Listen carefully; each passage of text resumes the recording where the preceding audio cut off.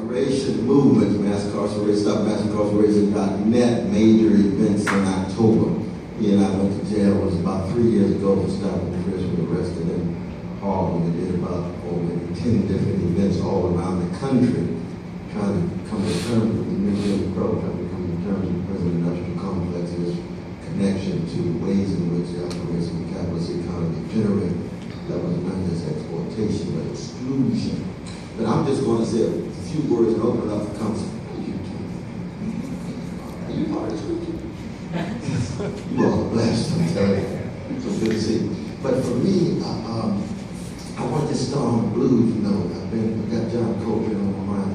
He died July 17th, 1967. So tomorrow morning I'm to the grave, going to the grave every year. I was just with Robbie, his son, just 2 days ago. And for me, see, Coltrane, Love Supreme was always a starting point. I speak as a Christian, but it's a love supreme that embraces my Muslim brothers and sisters, my Hindu brothers and sisters, my Jewish brothers and sisters, my Sikh brothers and sisters, my atheistic and agnostic brothers and sisters. I don't mention them last because of the hierarchical ranking. It's really an all-embracing love. And it really has to do with what it means to be a blues person. This is what I just want to just very briefly. You know, blues is about catastrophe. Catastrophe lyrically expressed. Nobody loves me but my mama, she might be jiving too. That's catastrophe. That's B.B. King. That's King of the Blues. So when you think of impending ecological catastrophe, possible nuclear catastrophe, we still got 17,300 nuclear warheads directly at each other. Russian Empire collapsing, American Empire in decline. Then you got moral catastrophe, form of xenophobia, which is legacies of white supremacy, male supremacy, which is legacy of homophobia. Ugly legacies of anti-Arab xenophobia, anti-Jewish xenophobia, anti-Muslim xenophobia, anti-Sikh xenophobia. You've got economic catastrophe, oligarchs and plutocrats, big banks and big corporations shaping the world. They're imitating their interests. Poor folk, working people, stagnating wages, escalating prices, attacks against labor movement, more and more left dangling or rendered superfluous vis-a-vis the economy. You all right next door to our blessed Harlem, right? Spend a little time. Rich tradition in Harlem. We're still wrestling with poverty, inadequate schools, decrepit housing, massive unemployment and underemployment. These are catastrophes. These are not problems. There's no such thing as a Negro problem. It's a catastrophe visited on black people. No such thing as a woman's problem. It's a catastrophe visited on sisters of all colors. And the same is true with our gay brothers and lesbian sisters, and bisexual and transgender, gender and so forth. And then, of course, you got military catastrophes, which is outright war, or massacres, what's going on right now in the Middle East with our precious Palestinian brothers and sisters. Not anti-Semitic to talk about how vicious the Israeli occupation is vis-a-vis Palestinian brothers and sisters. We ought to say exactly the same thing. If there was a Palestinian occupation of our precious Jewish brothers and sisters. If we want to have a moral and spiritual center in the face of catastrophe, that's what the blues is all about. In the face of catastrophe, BB, what you gonna do? Listen to Lucille.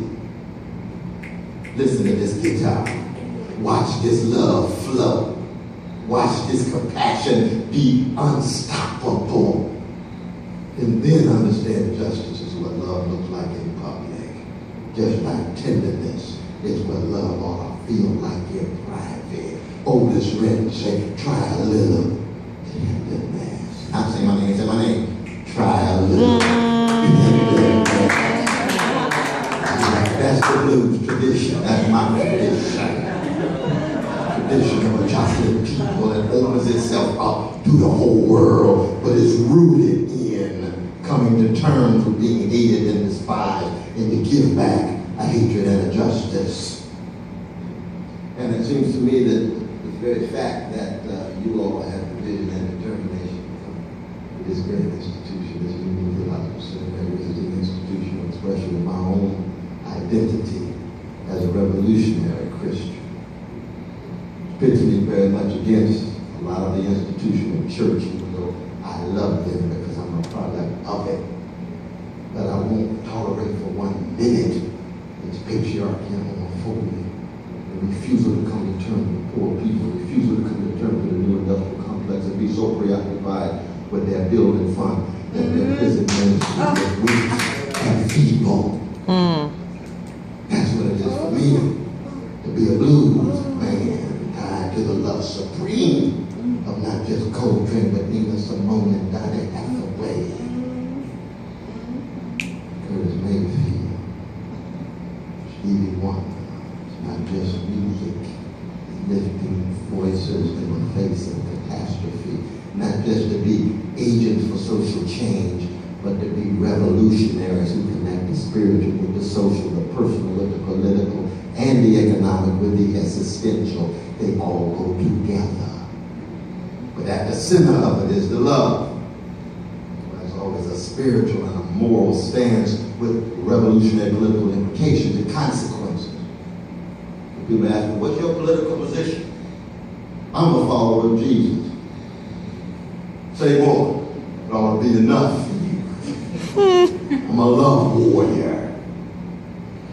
I don't mind sacrificing whatever it takes, popularity, position, career, to attempt to be true to my calling, not because I'm so good, but because I'm such a humble servant in the sense of, if you knew what I've been through in terms of catastrophes in my own life, you'd say, how do you still breathing? I said, try Jesus.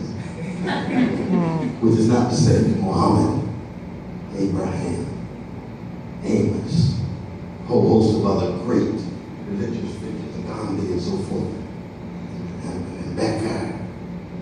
I mentioned God, you got to mention that Becca, our darling brother, I'm touching the brother. But you have to be honest about your own tradition. No interface without faith. Interface without faith is just abstract academic dialogue. So when it's on the ground, what does that mean? You're willing to take a risk. You're willing to live for something, die for something, cut up against the grain. Never sell your soul for a mess of the world's pottage. We live in the age of the sellout. There's cream, the Wu-Tang Clan saying, cash rules everything around me. Big money, big money, big money. That's what it is, all the way down. Commodification, marketization, commercialization, all the way down. Everybody will sell everything for sale. Thank God for the humans for this. It's so good to see you.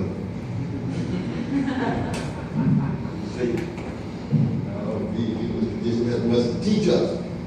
They don't reduce justice to market price. They don't reduce integrity to cupidity. They don't reduce honesty to chicanery and trickery. Corporate media. Exhibition A. Exhibition A. So let me stop there and open up for questions, queries. You also kind of extend this time forward.